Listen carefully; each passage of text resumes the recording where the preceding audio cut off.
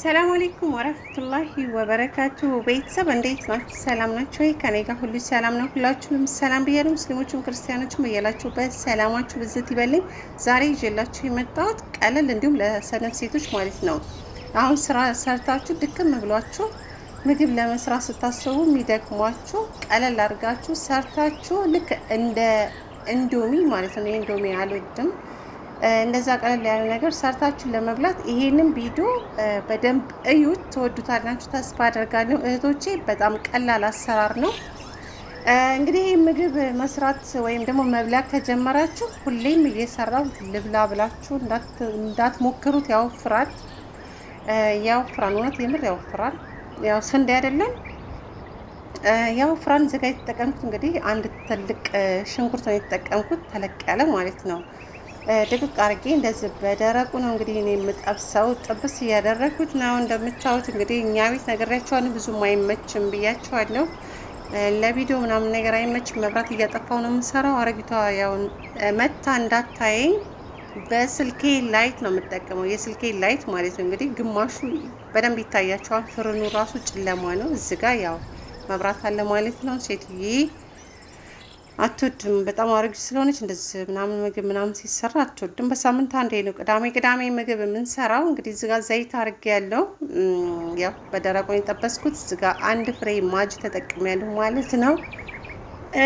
ያው ኩሽናችን ሰርቪስ ግቢ ውስጥ ስለሆነ ነው፣ በርቀት ስለሚታያት መብራቱ ያው ለዛ ነው። ውስጥ ለውስጥ ከሆነ ሽታውም ስለሚሸታት ምን እየሰራች ነው ስለምትለኝ ውስጥ አይደለም የምሰራው፣ ውስጥ አለ አንድ ኩሽና፣ ግን የውጭ ላይ ነው የምሰራው።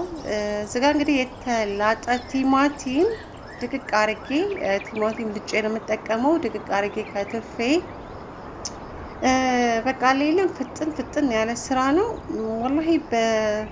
በቃ በ30 ደቂቃ ውስጥ ማለት ነው ሰርታችሁ፣ 30 ደቂቃ ራሱ አይፈጅም ሰርታችሁ የምትበሏት ቀለል ያለች በጣም ቆንጆ ማለት ነው የሚጣፍጥ ለዚዝ ማለት እኔ ምን እንደሆነ አላውቅም ነበረ። በቅርብ ነው ይሄን ነገር የሚያወቅኩት። የሴትዮ ልጅ ትወደዋለች እና ስትመጣ ምሰራላት። አንድ ያላገባቻለች፣ አሁን የምትኖረው ለንደን ነው።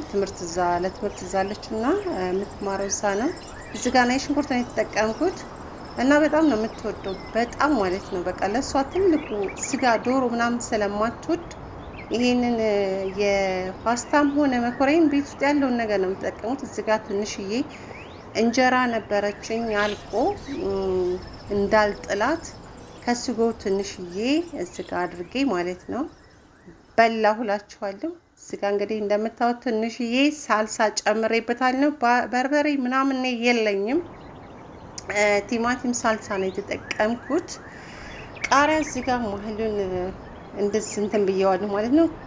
ከፈት አድርጌዋለሁ እንዲያቃጥለኝ ወይም ደግሞ ወደ ውስጡ የሚያቃጥለው ነገር ከውስጡ እንዲወጣ እንትን ብየዋለሁ።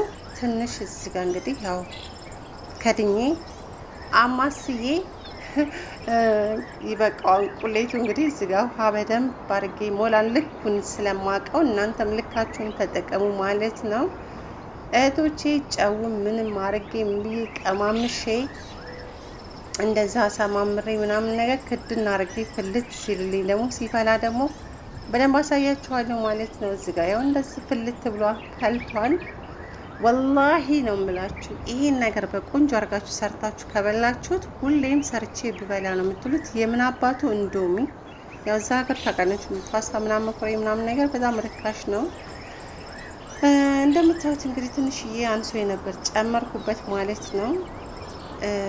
ኢንሻአላህ መጨረሻውን እስከ መጨረሻው ቆዩ። በጣም አጭር ቪዲዮ ናት። ቪዲዮ ረጅም አይደለም። እንደዚህ የተንተከተከ ነው እንግዲህ እየደረሰ ነው እንደምታዩት።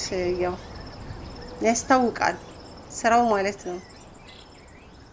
በጣም እንደምትወዱት ተስፋ አደርጋለሁ። ላይክ እንድታደርጉ እንዲሁም ደግሞ ሀሳባችሁን በኮሜንት ማለት ነው።